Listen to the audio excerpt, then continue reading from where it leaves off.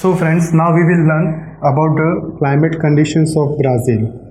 As you know, Brazil is situated in the southern part of the earth. So यहाँ पे देखिए, Brazil country में जो northern side से इक्वेटर जाता है, नॉर्दर्न पार्ट में इक्वेटर आता है।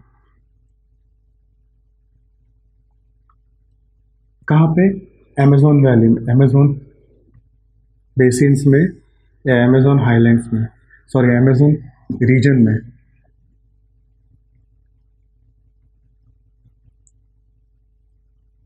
As equator moves from the Amazon basin, the temperature here is high. यहाँ पे जो टेम्परेचर रहता है काफ़ी हाई रहता है। जैसे कि हमने प्रीवियस टॉपिक में पढ़ा था कि जहाँ पे इक्वेटर पास होता है वहाँ पे टेम्परेचर काफ़ी ज़्यादा रहता है। इसके लिए अमेज़न रीजन का टेम्परेचर काफ़ी हाई रहता है। Now as we move from north part to the south part, temperature goes on decreasing. Decrease भी होता है और चेंज भी होता है, वेरी भी होता है, टाइम के साथ साथ चेंज भी होता है। ये जो लाइन दिख रहा है, ए लाइन को बोलते हैं ट्रॉपिक ऑफ कैप्रिकॉर्न। जैसे कि हमने प्रीवियस टॉपिक में पढ़ा था, ट्रॉपिक ऑफ कैप्रिकॉर्न बोलते हैं इसको। और ये जो इतना पूरा एरिया है इसको ट्रॉपिकल रीजन कहा जाता है।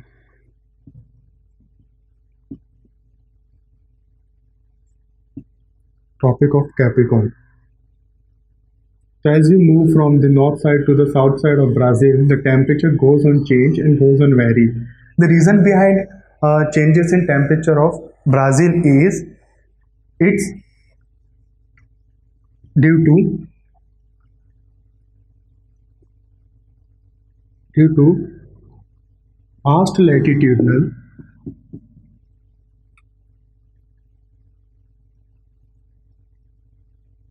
extent. Brazil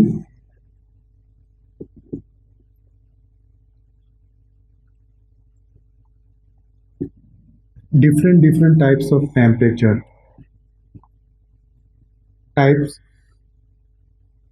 of temperature in different regions. Vast latitudinal extent क्यों कहा गया है? क्योंकि जैसे कि आप देखेंगे ब्राज़ील का जो मेन एरिया है, ज़्यादा एरिया लैटिट्यूडनल रीजन में ज़्यादा फैला हुआ है। ये इसको लैटिट्यूडनल कहा जाता है, इसको लॉन्गिट्यूडनल कहा जाता है। Latitudinal and longitudinal. जो लंबाई होती है उसको लैटिट्यूडनल कहा जाता है और जो चौड़ाई होती है उसको लॉन्गिट्यूडनल कहा गया है। Due to vast latitudinal extent, due to vast latitudinal extent मतलब ब्राज़ील की लंबाई काफ़ी ज़्यादा बड़ी है as compare to longitudinal. So यहाँ पे अलग अलग तरीके के टेम्परेचर देखे जाते हैं। Temperature varies in different regions. The reason was behind due to vast latitudinal extent. Now we will study the wind flowing in Brazil. Brazil में विंड कहाँ से कैसे फ्लो होता है? Brazil gets its wind flow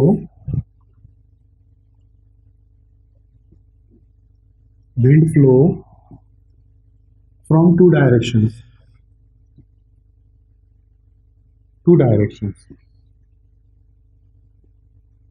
One is from northeast and second is southeast. कौन सा direction? North east और south east. ये लाइन उनको डिवाइड करती है। जैसे कि अगर विंड इस एरिया से आती है इस तरीके से तो इसको नॉर्थ ईस्ट विंड कहा जाएगा। अगर विंड इस एरिया से आती है, इस साइड से आती है, तो इसको साउथ ईस्ट कहा जाएगा। क्या आपको रीज़न पता है कि विंड ब्राज़ील में सिर्फ दो ही साइड से क्यों आती है? यहाँ पे नॉर्थ वेस्ट से या साउथ वेस्ट से क्यों नहीं आती है? रीज़न बिहाइंड दिस इज कि विंड हमेशा समुंदर के साइड से आती है, सी रीजन से आती है। तो ब्राजील के यहाँ पे इस साइड में सी है और यहाँ पे भी सी है। इसके लिए विंड इस ये दोनों साइड से फ्लो होती है। यहाँ पे आपको पता रहेगा कि यहाँ पे ना नॉर्थ अमेरिका के, सॉरी साउथ अमेरिका के अलग अलग कंट्रीज है। सो यहाँ पे विंड फ्लो बहुत कम होता है। विंड फ्लो वो कंट्रीज के बॉर्डर पे होता है, कोस्टल रीजन्स में होता है। ब्राज़ील में विंड सिर्फ दो ही साइड से आती है, एक तो नॉर्थ ईस्ट साइड से एंड साउथ ईस्ट साइड से। So and also we had studied in previous chapter also कि ब्राज़ील ब्राज़ील के जो ब्राज़ीलियन हाईलैंड्स है वो are extend up to north coastal reason.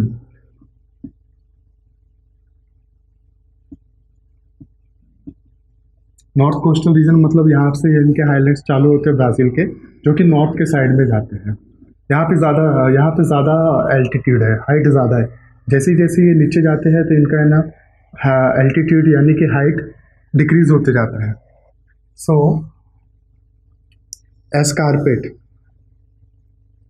एस्कारपमेंट act as barrier for south east wind.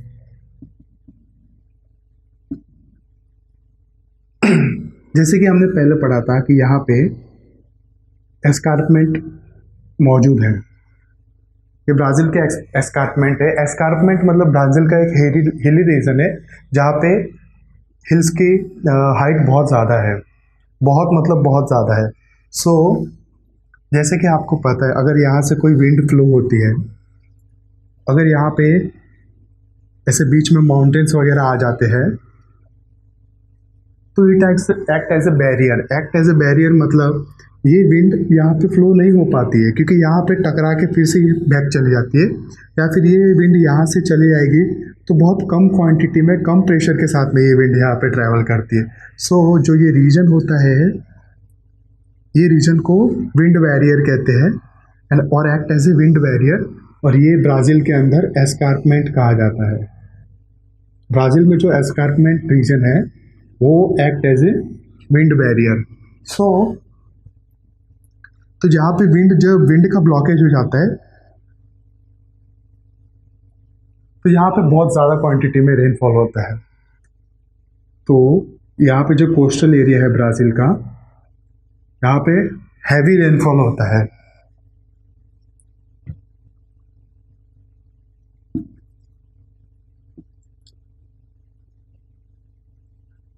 South east coastal area of Brazil experience heavy rainfall. Heavy rainfall का reason क्या है? Because the wind comes from the south directions and here the escarpment act as a barrier, act as a obstructions. So the wind moves in this directions only. यही directions में wind घूमते रहता है। यहाँ पे अगर फिर यहाँ पे वेपर्स वगैरह बनते हैं, क्लाउड्स वगैरह बनते हैं और यहाँ पे मैक्सिमम रेनफॉल ही हो जाता है, क्योंकि विंड वहाँ पे पास हो ही नहीं पाता है। तो यहाँ पे जितना भी मॉइस्चर रहता है उसकी वजह से यहाँ पे बहुत ज़्यादा मैक्सिमम रेनफॉल होता है। और हम अब इस पार्ट के साइड में पढ़ेंगे।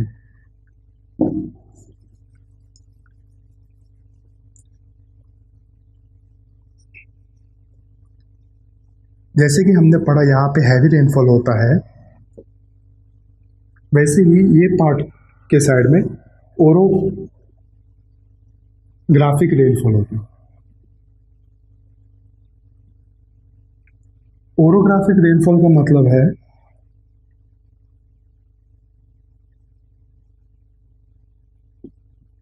कल रेनफॉल का मतलब है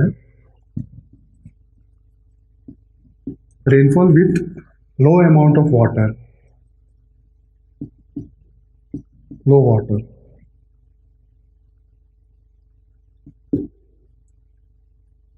मतलब रेनफॉल बहुत कम होता है, यहाँ पे रेनफॉल बहुत कम होता है। और इसको रेन शैडो भी कहा जाता है। रेन शैडो क्यों? क्योंकि यहाँ पे जब रेन होता है तो यहाँ पे शैडो क्रिएट होता है, तो इसको, इस रीजन को रेन शैडो भी कहा जाता है।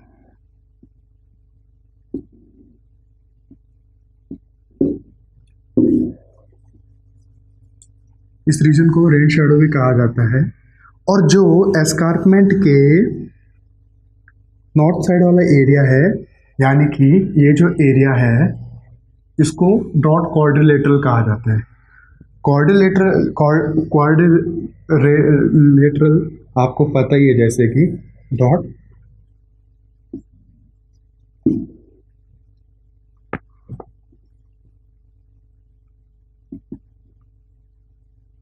डॉट का मतलब तो आपको पता ही है, बंजर। हिंदी में कहा जाए तो जो डॉट का मतलब होता है बंजर, जहाँ पे पानी की कमी होती है, लो रेंज, लो वाटर, जहाँ पे पानी की कमी होती है उसको डॉट कहा जाता है। क्वाड्रिलेटरल मतलब type of structure in maths. जो क्वाड्रिलेटरल मतलब एरिया विच हैविंग 4 साइड्स, उसको क्वाड्रिलेटरल कहा जाता है। सो ये जो एरिया है इसको डॉट डॉट क्वाड्रिलेटरल कहा जाता है। क्यों? क्योंकि यहाँ पे बहुत कम बारिश होती है, और कम बारिश होने का रीज़न हमने आपको बताया कि यहाँ पे एस्कार्पमेंट की वजह से जो भी विंड फ्लो आता है वो यहाँ पे स्टक हो जाता है, यहाँ पे अटक जाता है। तो जो बारिश होती है, मोर हैवी रेनफॉल सिर्फ ये कोस्टल रीजन में ही होता है ब्राज़ील के, यहाँ पे वो रेनफॉल पहुँच ही नहीं पाता है। Now we will learn about the temperature in Brazil. As north part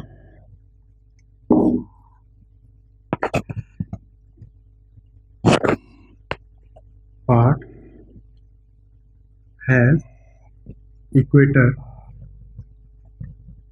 so temperature is high here। यहाँ पे देखिए, यहाँ पे इक्वेटर है, नॉर्दर्न ब्राज़ील के नॉर्दर्न पार्ट में इक्वेटर आता है, इसके लिए टेम्परेचर यहाँ पे बहुत ज़्यादा है। And as we move in the south part,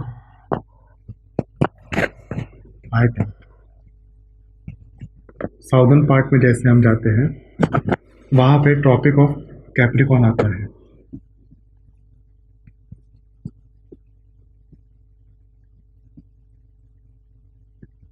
Capricorn, so temperature decreases, मतलब नॉर्थ साइड से जैसे जैसे हम साउथ साइड की ओर जाएंगे तो टेम्परेचर काफ़ी डिक्रीज होएगा। There is no negligible difference. Brazil के कोस्टल नॉर्दर्न कोस्टल रीजन में जाएंगे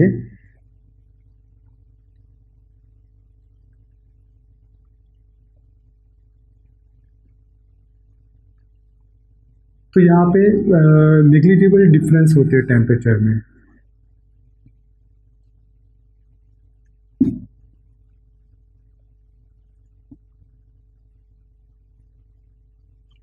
डिफरेंस होते हैं टेम्परेचर में। यहाँ पे टेम्परेचर काफ़ी कम चेंज होता रहता है कोस्टल रीजन में, ब्राज़ील के जो कोस्ट रीजन है वहाँ पे।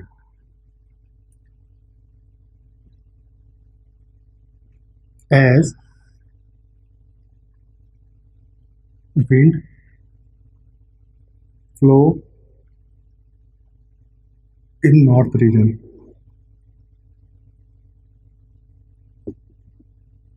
in north region of Brazil, wind flow in vertical direction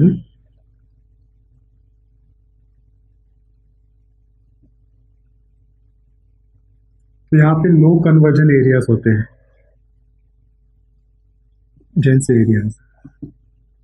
conversion areas क्या होते हैं वो हम पढ़ेंगे। कन्वर्जन एरियाज क्या होते हैं? Convergence where wind flow, air flow and oceans current meet, ocean current meet, यानी कि जहाँ पे एयर फ्लो और ओशन करंट मीट होते हैं उसको कन्वर्जन एरिया बोलते हैं। देखिए अब हम इसको समझेंगे। जैसे कि ब्राज़ील में विंड है वो वर्टिकल डायरेक्शन में फ्लो होती है। वर्टिकल डायरेक्शन मतलब ये इन लॉन्गिट्यूडनल रीजन में ये इस तरीके से फ्लो होती है। तो यहाँ पे लो कन्वर्जन एरिया डेवलप होता है। मतलब यहाँ पे जो एयर फ्लो होता है एंड ओशन करंट्स, मतलब यहाँ पे जो ओशन करंट्स है, जो ओशंस के बड़े बड़े वेव्स रहते हैं, बड़े बड़े फ्लोज रहते हैं, साइक्लोन्स रहते हैं, वो वहाँ पे फॉर्म नहीं होता। तो लो कन्वर्जन एरिया की वजह से Brazil experience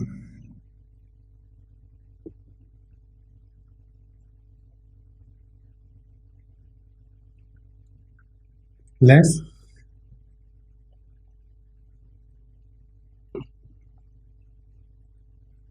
cyclones at Brazilian coast due to low convergence area. Brazil के जो कोस्ट पे साइक्लोन्स बहुत काफ़ी कम आते हैं। रीज़न वही है कि विंड्स फ्लो वर्टिकल डायरेक्शन में होता है। फॉर एग्जांपल, अगर विंड हॉरिजॉन्टल डायरेक्शंस में होता तो आपको भी पता है कि यहाँ से विंड फ्लो होता, यहाँ पे ओशन करंट्स मीट होते और यहाँ पे साइक्लोन्स वगैरह आने के ज़्यादा चांसेस है, बिकॉज ये पूरा एरिया खुला है। अगर वर्टिकल डायरेक्शंस में विंड आता है और वर्टिकल डायरेक्शंस में कोस्टल एरिया काफ़ी कम है ब्राज़ील का। अब आप इस डायरेक्शन में हॉरिजॉन्टल डायरेक्शन में देखेंगे तो काफ़ी लंबा कोस्टल एरिया ब्राज़ील का। तो यहाँ पे कन्वर्जन साइक्लोन्स बनने की मात्रा काफ़ी ज़्यादा है if it flows in vertical direction, horizontal direction. Vertical direction में विंड फ्लो होने के कारण यहाँ पे बहुत कम साइक्लोन्स आते हैं।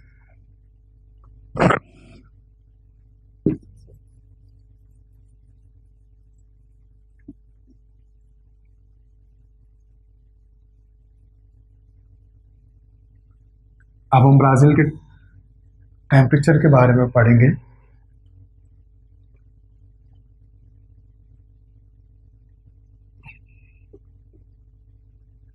टेम्परेचर जैसे कि अमेजोन वैली, अमेजोन रीजन और या फिर Amazon valley comes in north part of Brazil, जहाँ की इक्वेटर है। यहाँ पे टेम्परेचर काफ़ी हाई रहता है। Temperature ranges from 25 degree to 28 degree Celsius. ये एरिया में काफ़ी ज़्यादा टेम्परेचर काफ़ी ज़्यादा टेम्परेचर होता है। और जैसे जैसे हम नॉर्थ साइड से साउथ साइड में जाएंगे टेम्परेचर डिक्रीज होते जाता है। और आपको भी पता है, जैसे कि हमने पहले भी पढ़ा था, कि यहाँ पे रेनफॉल भी बहुत ज़्यादा होता है।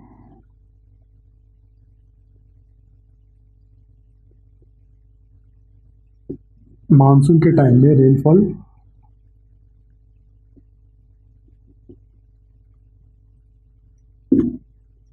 इंक्रीजेस, रेनफॉल बहुत ज़्यादा बढ़ जाता है मानसून के साइड पे। ब्राज़ील के कोस्टल एरिया का टेम्परेचर देखा जाए तो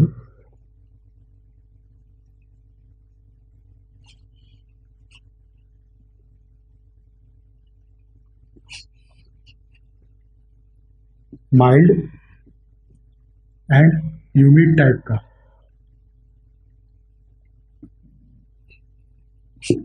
ब्राज़ील के कोस्टल एरियाज में माइल्ड और ह्यूमिड टाइप का टेम्परेचर नोटिस होता है। ह्यूमिड मतलब क्या होता है? Humid means air, moist air. जो विंड के अंदर, जो हवा के अंदर पानी की ज़्यादा मात्रा रहती है उसको ह्यूमिड क्लाइमेट कहा जाता है। So by coastal region experience humid climate because यहाँ पे सीज है। तो सीज के वजह से यहाँ पे जो एयर फ्लो आता है उसके अंदर ह्यूमिडिटी ज़्यादा होती है। हमारे मुंबई में भी है ना, जो क्लाइमेट मैक्सिमम एक्सपीरियंस किया जाता है वो ह्यूमिड क्लाइमेट एक्सपीरियंस किया जाता है। यानी कि जो कंट्रीज, जो एरिया सी के सराउंडिंग में होता है वहाँ पे ह्यूमिड टाइप का क्लाइमेट एक्सपीरियंस किया जाता है।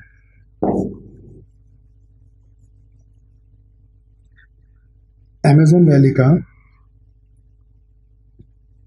रेनफॉल देखेंगे तो अप्रॉक्सीमेटली 2000 मिलीमीटर, यानी कि ब्राज़ील में सबसे ज़्यादा। एंड इन कोस्टल रीजन अगर हम रेनफॉल देखेंगे तो इट कम्स फ्रॉम 1000 मिलीमीटर से 500 मिलीमीटर के बीच में होता है। So rainfall is also more in Amazon valley. तो रेनफॉल का तो आपको मैंने रीज़न समझाया था।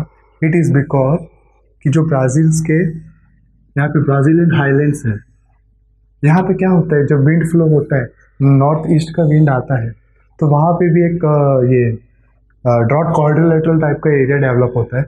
मतलब ये जो पार्ट की ये side dot quadrilateral area develop हो जाएगा और पार्ट के वो साइड कोस्टल रीजन में हैवी रेनफॉल होता है।